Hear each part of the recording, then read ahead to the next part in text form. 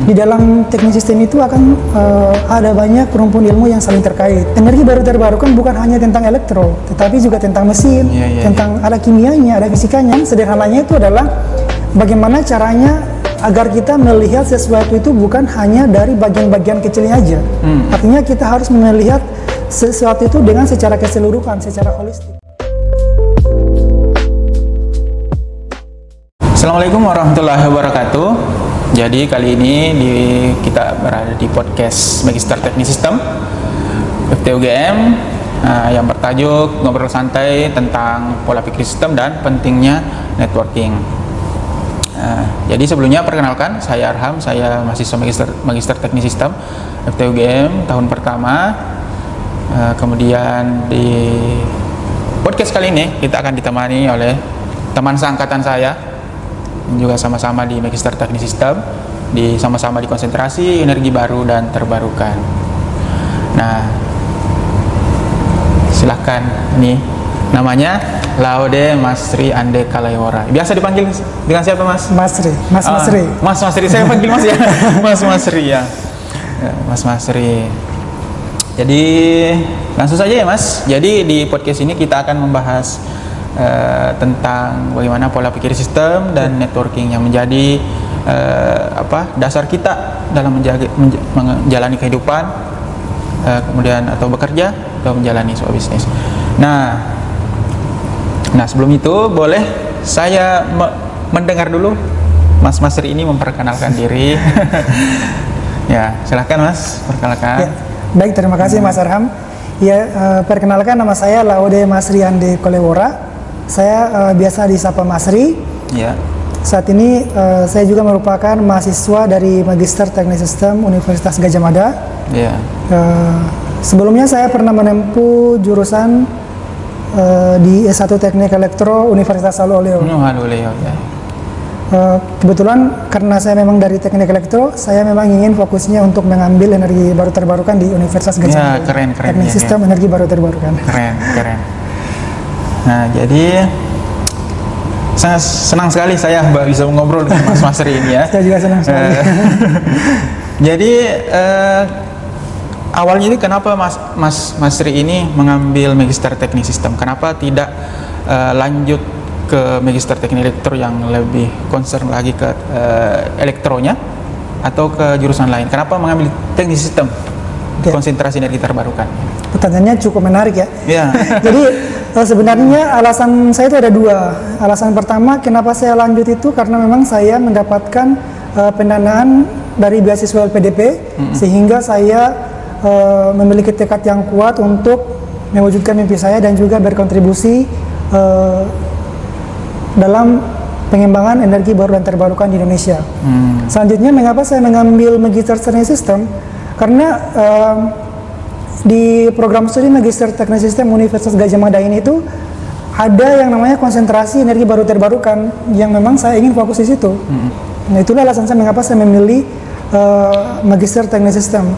Sebelumnya saya juga pernah melakukan riset dan juga penelitian kampus sebelum saya mengambil Magister Teknik Sistem ini. Tetapi misalnya di TB ya, untuk jurusan Magister Teknik Elektronik sendiri ataupun di UGM sendiri itu tidak ada konsentrasi energi baru terbarukannya. Hanya mungkin ada beberapa mata kuliah yang terkait dengan sistem energi baru terbarukan ini. Gitu ya. Dan lebih enaknya lagi di METS itu atau di Magister Teknik Sistem itu kita tidak hanya dari jurusan teknik elektro saja. Kita dari beberapa rumpun ilmu, misalnya dari mesin, elektro, sipil, fisika juga ada, kimia juga ada, sehingga nantinya akan saling berkaitan. Dan setelah saya menjalani beberapa kali perkuliahan di Magister Teknik Sistem sendiri, terutama untuk di mata kuliah misalnya asas dan penerapan teknik sistem, saya menemukan lagi inspirasi baru kenapa saya melanjutkan pendidikan di Magister Teknik Sistem. Hal ini berkaitan dengan apa yang disampaikan oleh Profesor Agus Mariono selaku dengan dosen pengampu dari mata kuliah asas dan penerapan teknik sistem. Beliau mengatakan bahwasannya ketika misalnya kita berasal dari jurusan teknik elektro, teknik mesin, ataupun teknik kimia, dan ingin melanjutkan pendidikannya di bidang yang sama, maka ilmu yang kita dapatkan hanya itu saja.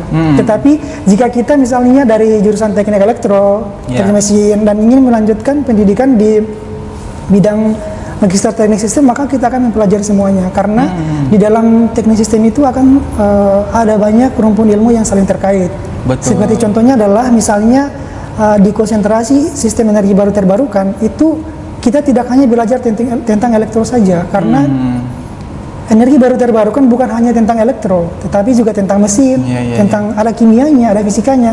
Karena misalnya contohnya ya, PLTS kan, pembangkit listrik tenaga surya, itu kan memang banyak orang bilang wah ini tentang elektro kan, tetapi memang ada bagian dari PLTS ini yang berkaitan dengan mekaniknya, dengan mesinnya gitu. Sehingga akan sangat komprehensif jika memang memilih untuk bergabung di Magister Teknik Sistem. Betul. Wah, sangat jelas ya alasannya kenapa memilih Magister Teknik Sistem. Jadi, namun sebelum itu, mungkin perlu kita ya bahas bagaimana sih sistem itu. Karena kan kemarin Mas Masri ini juga saya dengar-dengar ya pernah bekerja sebagai teknisi listrik di salah satu perusahaan pengolahan nikel di Sulawesi Tengah. Jadi mungkin bisa menceritakan bagaimana sih sistem itu jika berdasarkan dengan pengalaman kerjanya. Jadi memang kalau kita berbicara tentang pola pikir sistem, sederhananya itu adalah bagaimana caranya agar kita melihat sesuatu itu bukan hanya dari bagian-bagian kecilnya aja. Artinya kita harus melihat sesuatu itu dengan secara keseluruhan, secara holistik, sehingga nantinya kita bisa memahami apa yang ada di dalam yang akan kita lihat ini kan, sehingga nantinya tidak memberikan salah arti ataupun salah pengertian tentang apa yang akan kita cari tahu. Betul, ini ya. Untuk di pengalaman tadi kan, memang saya juga pernah bekerja di salah satu perusahaan pengolahan nikel smelter, dan memang betul saya sangat merasakan bagaimana saya bekerja di dalam sebuah sistem. Di dalam sebuah sistem for nikel tentunya, misalnya saya kan dari jurusan teknik elektrik, tentunya saya di sana sebagai teknisi elektrik. Dan saya menyadari bahwasanya bukan hanya saja saya yang bekerja di sana, ada divisi-divisi lain kayak divisi mekanik, divisi dryer, control room, juga healthy and safety environment. Tentunya kita saling bekerja sama dan saling keterkaitan kan. Dan apabila ada salah satu saja divisi yang mempunyai masalah, maka akan imbasnya ke divisi-divisi yang lain. Sama divisi Tentu itu menjadi pelajaran juga bagi kita, agar memang harus bagaimana agar sistem yang kita tekuni ini agar kita bisa rawat, kita bisa kerjakan dengan baik, seperti itu. Jadi mungkin contoh sederhananya adalah tentang lampu misalnya kan, lampu di sebuah sistem ferronikel misalnya mengalami pemadaman atau blackout kan, tiba-tiba lampu mati dan padam. Itu tentunya bukan hanya menjadi masalah bagian elektrik aja kan, bagaimana saya harus bisa menyelesaikan, bagaimana agar sistem ini bisa kembali bekerja, karena ketika ada salah satu trouble maka akan menghentikan yang namanya produksi. Ketika produksi berhenti maka akan memberikan dampak yang buruk dan kinerja yang tidak baik bagi perusahaan gitu kan. Nah, jadi memang kalau dipandang dari segi perusahaan ya, memang sangat kompleks ya. Betul sekali. Sebuah sistem kalau kita bicara persoalan sistem. Namun dari secara teoritisnya apa sih komponen utama dalam sistem itu? Berdasarkan apa yang saya pelajari selama beberapa bulan ini di Magister Teknik Sistem, saya menangkap sebenarnya komponen dari sistem itu ada 3 sebenarnya. Ada input, ada proses, dan juga ada output. Dimana apabila kita memberikan input yang bagus pada sebuah sistem dan diproses dengan hal yang bagus pula, maka akan menghasilkan output ataupun hasil yang bagus pula. Seperti halnya adalah kita pelajari tentang sistem sungai di dalam buku pola pikir sistem ini kan, dimana sistem sungai ini kan merupakan sebuah sistem yang sangat kompleks, tetapi orang melihatnya dengan cara yang sederhana kan. Mereka tidak menyadari kalau misalkan sungai ini kira-kira ke depannya apabila misalnya terjadi banjir apa yang akan terjadi kan. Tetapi setelah kita lihat dalam kacamata sistem, sebenarnya ini adalah hal yang sangat penting untuk dipertimbangkan. Kenapa? Misalnya inputnya adalah kita membuang sampah sembarangan di sungai. Prosesnya nanti sungai itu akan mengalami gangguan air yang mengalir dari hulu ke hilir, yang nantinya outputnya nanti akan memberikan dampak. Dampaknya apa? Banjir. Nah, banjir inilah yang akan turut memberikan dampak yang tidak baik bagi ekonomi, sosial, politik, dan juga budaya seperti itu. Sehingga nantinya perlu untuk memperhatikan apa yang ada di dalam sistem itu sendiri. Betul. Jadi intinya bukan cuma melihat masalah di satu titik aja ya. Jadi juga kita melihat dampaknya itu pasti menyeluruh ke semua bagian-bagian sistem itu. Nah, selanjutnya kita bicara networking lagi nih, karena kan kita sudah adalah gambaran terkait dengan bagaimana sistem itu, juga jelaskan berdasarkan buku dari Prof. Agus Mariono ini terkait pola pikir sistem. Nah, dari networking kan biasa kita dengar networking, apa sih itu networking? Kemudian bisa mungkin jelaskan dulu seperti apa itu sih? Seperti apa sih itu networking dari secara teorinya atau praktiknya?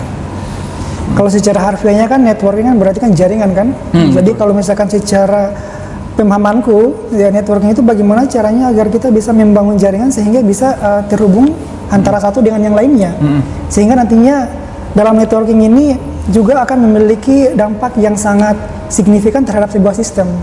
Sebuah sistem yang memiliki networking yang bagus maka turut memberikan kinerja yang bagus pula.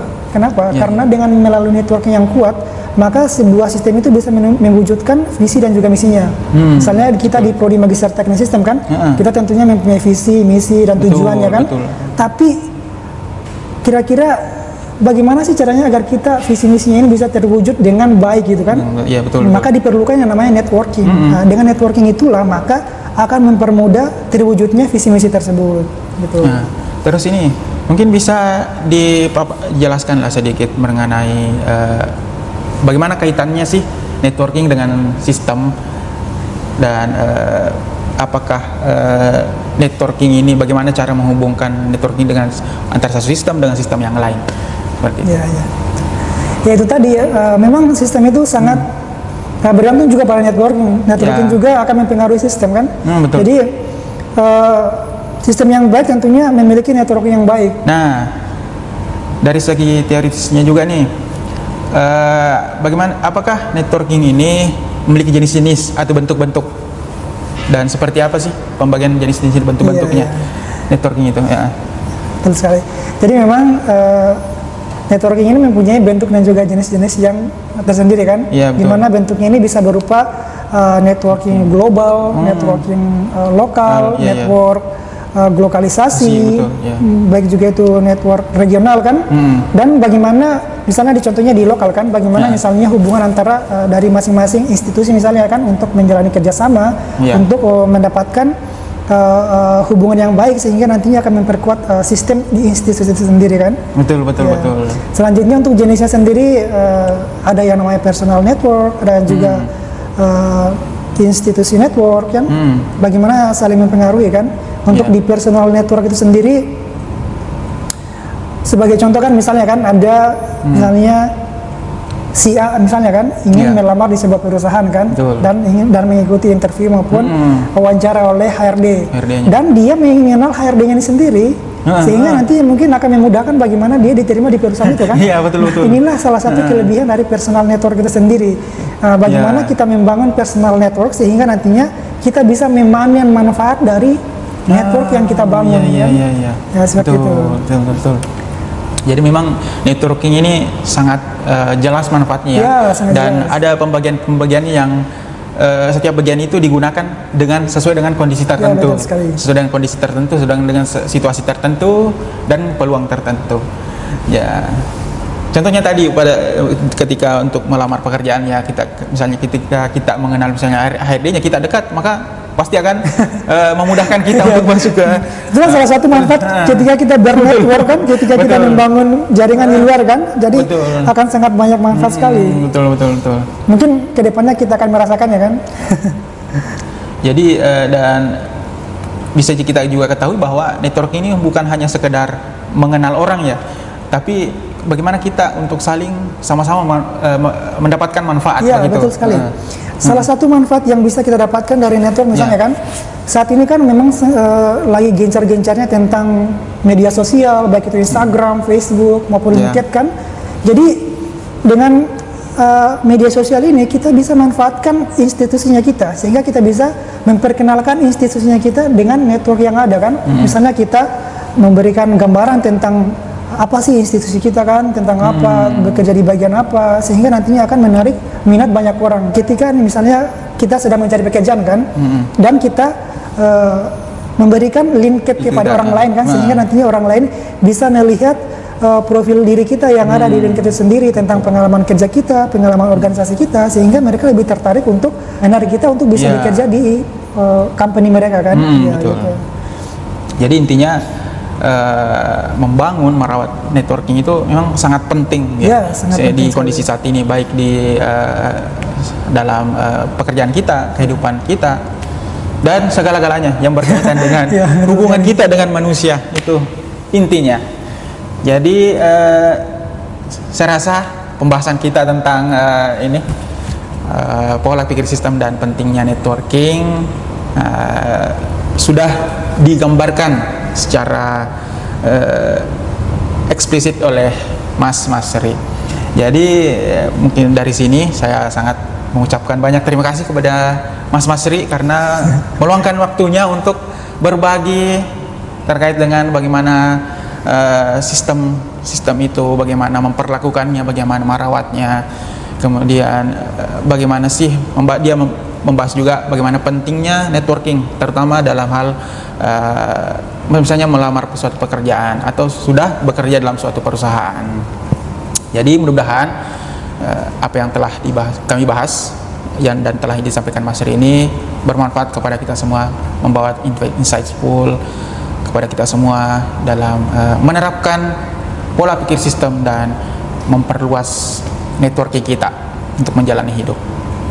Jadi terima kasih Mas Sri. Jadi sampai jumpa di podcast berikutnya. Terima kasih. Wassalamualaikum warahmatullahi wabarakatuh.